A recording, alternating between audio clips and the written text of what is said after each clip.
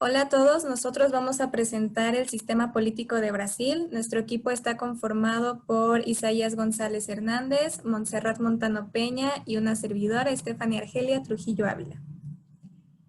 Para comenzar a hablar sobre el sistema político de Brasil, es muy importante tener en cuenta los hechos históricos. Para esto hay que situarnos en la época donde el mundo se vivía en el apogeo de la Guerra Fría y el conflicto ideológico. En este ambiente de agitación social, los militares de Brasil se convencieron de que el presidente electo, que en ese entonces era João Goulart, simpatizaba con el comunismo y se estaba dejando dominar por los izquierdistas. A pesar de esto, Goulart poseía considerables extensiones de tierra, pero su discurso sonaba como alguien que quisiera incendiar las masas, puesto que en este momento Brasil estaba viviendo en un estancamiento económico, pérdida acelerada de poder adquisitivo, de los sectores tanto menos favorecidos e incluso la clase media. Por esto, la acción que Goulart estaba enseñando hacia nacionalmente e internacional fue percibida por las élites y sectores imperiales como una amenaza comunista, por lo que pronto estas élites empezaron a poner fuerza del ejército para consolidar un golpe de Estado y en donde los Estados Unidos tuvieron una gran participación, puesto que el embajador de Estados Unidos en Brasil, Lincoln Gordon, manifestó su rechazo a las políticas de Goulart y envió a la Casa Blanca un informe titulado Plan de Contingencia para Brasil, en el que en este se detallaba la influencia del comunismo soviético y cómo este provocaría una revuelta de izquierda en el país. Después de que Lincoln mandó este informe, 3 meses y medio después ocurrió el golpe de Estado. El 1 de abril de 1964, el Congreso declaró su vacancia presidencial y fue ahí donde comenzó el gobierno militar. Este gobierno militar decretó un acto institucional que hizo caso omiso a la existencia de la Constitución y desmanteló el aparato estatal de los simpatizantes del gobierno anterior. También comenzaron las supuestas persecuciones a los comunistas y se dio una dictadura que fue siendo más represiva en los años siguientes. De ahí, en 1985, estuvo el primer candidato a la presidencia, que era un civil y ya no era un militar como en los gobiernos anteriores. En 1988 se promulgó la Constitución Política de Brasil y en se produce la ruptura con el pasado autoritario. De ahí, otro hecho importante es la creación del Partido de los Trabajadores, puesto que fue la primera gran oposición del gobierno que era de izquierda. La Constitución, como lo mencioné anteriormente, se promulgó el 5 de octubre de 1988 y en esta se comenzó una nueva era en el constitucionalismo brasileño, puesto que quebró el ciclo autoritario que dominaba a Brasil desde 1964. En esta Constitución se comprenden 9 títulos que están contenidos 245 artículos en la parte permanente y 73 artículos más en artículos transitorios. La división política administrativa de Brasil es que es un gobierno de república federativa. La organización de política administrativa comprende la unión de los estados, el Distrito Federal y los municipios, donde todos son autónomos pero en términos de la Constitución. La nación está subdividida en la capital, que es el Distrito Federal, 26 estados y 5.570 municipalidades. En esta imagen también podemos ver cómo es que se distribuyen las regiones de Brasil en el región norte, región noroeste, región centro-oeste, región sudeste y región sur. Ahora, a la división de los poderes está en el poder ejecutivo. Aquí en las imágenes podemos observar que se constituye del presidente de la República, que actualmente es Jair Mesías Bolsonaro, y el vicepresidente, que es Hamilton Mourad.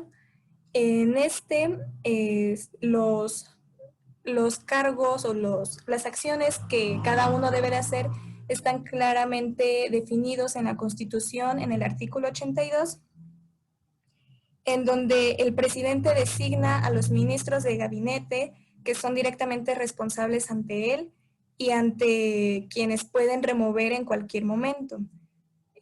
También el presidente funciona como jefe de Estado y jefe de gobierno, mientras que el presidente, su principal trabajo es reemplazar al presidente en caso de que él muera, renuncie, y así él asuma la presidencia temporalmente. También puede asumirla cuando esté en otro país o también cuando el presidente no se encuentre facultado por cualquier motivo para cumplir sus deberes. Los dos son elegidos por periodos de 4 años con una capacidad de reelección.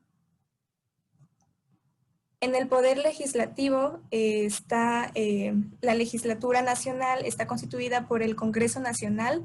Esta es bicameral, se encuentran los diputados y el Senado Federal. Los diputados, su número de miembros son por estado y el Distrito Federal. Esta es proporcional al número de su población y los diputados son elegidos por periodos de 4 años por medio de elecciones de voto secreto y directo dentro del sistema de sufragio universal. Mientras que el Senado Federal está compuesto por 3 senadores por cada estado y por el Distrito Federal. Son elegidos por un término de 8 años y el Senado se renueva parcialmente a sus miembros. Y también son elegidos por elecciones de voto secreto y directo. En los diputados existen 513 miembros y en el Senado Federal 81 miembros. En el Poder Judicial, el Supremo Tribunal Federal es la máxima autoridad del sistema judicial. Tiene su asiento en la capital nacional, que es Brasilia, pero su jurisdicción abarca a todo el país y está compuesta por 11 ministros que son elegidos por el presidente de la República y también con la previa aprobación del Senado, atendiendo claramente su trayectoria, antecedentes y que se sitúan en el medio judicial. También existen otros tribunales que estos son divididos por las materias de su competencia, como tenemos los ejemplos aquí, el Tribunal Superior de Justicia, el de Trabajo, Electoral, etc. En Brasil existen alrededor de 38 partidos políticos, sin embargo, les proyectamos los más importantes: Partido del Movimiento Democrático Brasileño, Partido Democrático Social, Partido del Frente Liberal, Partido de los Trabajadores, Partido Democrático Laborista y el Partido de la Socialdemocracia Brasileña. Entre estos partidos existen diferentes ideologías, organizaciones, disciplinas, cohesión y vínculos con el Estado y la sociedad en especial. Se pueden agrupar en 3 tipos: los partidos disciplinados y programáticos, los partidos con una disciplina y compromisos programáticos módicos, y por último los partidos con una organización floja y compromisos programáticos relativamente débiles. Los 3 partidos de izquierda, que serían el PT, el PPS y el PC, son altamente disciplinados, tienen mucha cohesión con el Congreso y además tienen muy fuertes vínculos con los sindicatos y los movimientos sociales. Estos 3 partidos de izquierda comparten algunas similitudes orgánicas, pero el compromiso de la democracia partidaria que tienen contrasta un poco con la naturaleza autoritaria del Partido Comunista. La mayoría de los otros partidos tienen organizaciones flojas, depende del patrocinio del Estado y están diseñadas casi exclusivamente con fines electorales. Algunos partidos como el PDT, el PSDB y tal vez el PSB se encuentran en la categoría intermedia, no son ideológicos y disciplinados como los partidos de izquierda, pero tampoco tan maleables y heterogéneos como los otros partidos. En las elecciones, primero que nada, el Tribunal Superior Electoral es el órgano que está encargado de que las elecciones estén aseguradas y efectivas para garantizar a la sociedad como una plena manifestación del derecho de voto y de ser votado. Primero que nada, para ser electo presidente, vicepresidente o senador, se requiere pertenecer a un partido político y ser mayor de 35 años. Para ser candidato a diputado, la edad mínima es solamente 21 años, pero los analfabetas no pueden ser candidatos para ningún puesto político.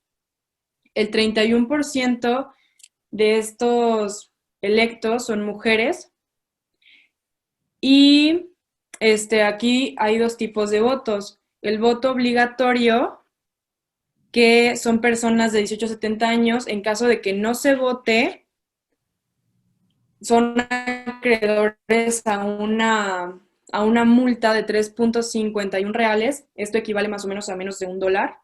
Y el voto opcional, que son personas de 16 y 17 años, mayores de 70 y los analfabetas. Se vota en un sistema de urnas electrónicas. Cada elector debe digitar el código que corresponde al candidato. 2 cifras para presidente y gobernadores, 3 para senadores, 4 para diputados federales y 5 para los legisladores de las asambleas de cada estado. Las primeras 2 cifras son siempre las que corresponden al partido. Y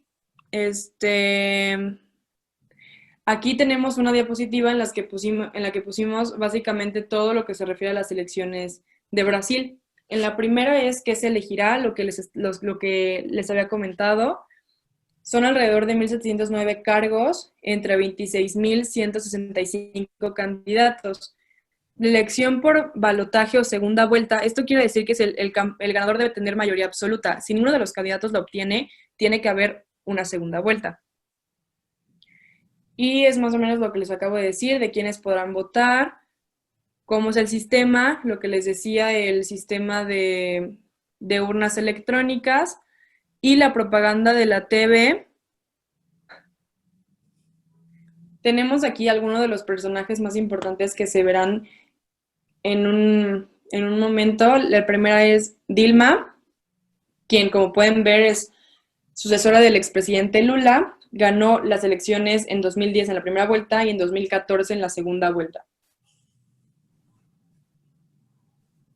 Y Lula, que es el fundador del partido del PT y fue presidente en el periodo 2003-2010. La Operación Lavallato. Bueno, la Operación Lavallato es la mayor investigación contra corrupción en la historia de Brasil, pero también de América Latina, porque también se han juzgado a otras personas, por ejemplo, en Perú. Para empezar a entender un poco la Operación Lavallato, tenemos que saber qué es Petrobras. Es una petrolera brasileña que se fundó en 1953, que es la más grande de Brasil, y actualmente produce cerca de 2,5 millones de barriles diarios. Emplea a más de 87,000 personas. La operación denominada Lavallato comenzó en 2003, cuando la Policía Federal de Curitiba, que es la del estado de Paraná, descubrió una operación de lavado de dinero pues de medio tamaño. El caso llegó hasta el cambista Alberto Yusef, experto en el lavado de dinero. Su testimonio, junto al de Paul Roberto Costa, exdirector del abastecimiento de Petrobras, fue la chispa que hizo estallar este escándalo a nivel mundial. Lo que pasó fue que Petrobras licitaba sus obras a grandes empresas de ingeniería y construcción de Brasil, como parte del programa impulsado por el presidente Lula y sus entonces ministra de Energía Dilma Rousseff, los personajes que acabamos de ver anteriormente, para estimular la creación de empleos en el país. Para favorecer la contratación de esas empresas, la petrolera brasileña pedía sobornos que rondaban entre el 3% del presupuesto, que se repartía obviamente entre políticos y empresarios. El dinero era reintroducido al sistema a través de negocios como hoteles, lavanderías, estaciones o sea, gasolineras, para ser lavado. Luego era transferido al extranjero a través de empresas fantasma a cuentas en China y Hong Kong. Según las autoridades brasileñas, este conjunto de constructoras corrompió a funcionarios de distintos países en Latinoamérica. El dinero que se pagaban en coimas eran cargados en el costo final de las obras a través de adendas de contrato original. Ganaba la constructora, ganaba el funcionario, obviamente, pero perdía el Estado. Parte de ese dinero también era lavado a través de una red montada en Brasil. Se perdieron alrededor de 8,000 millones de dólares. Este personaje es muy importante ya que es el actual presidente de Brasil. Se llama Jair Messias Bolsonaro. Su destino, bueno, la pregunta es cómo llegó hasta la presidencia. Dio un giro a su destino el 6 de septiembre cuando fue apuñalado en un acto de campaña. En ese momento puede decirse que ya ganó las elecciones de Brasil. Es un hombre que ha tenido 27 años de vida política, es ex capitán del ejército, pero se ha considerado un diputado mediocre, de dudosas convicciones, ya que ha cambiado de partido 7 veces, y dueño de un discurso de declaraciones racistas, homófobas y misóginas. Después de este apuñalamiento, él era ya el foco de toda la atención mediática.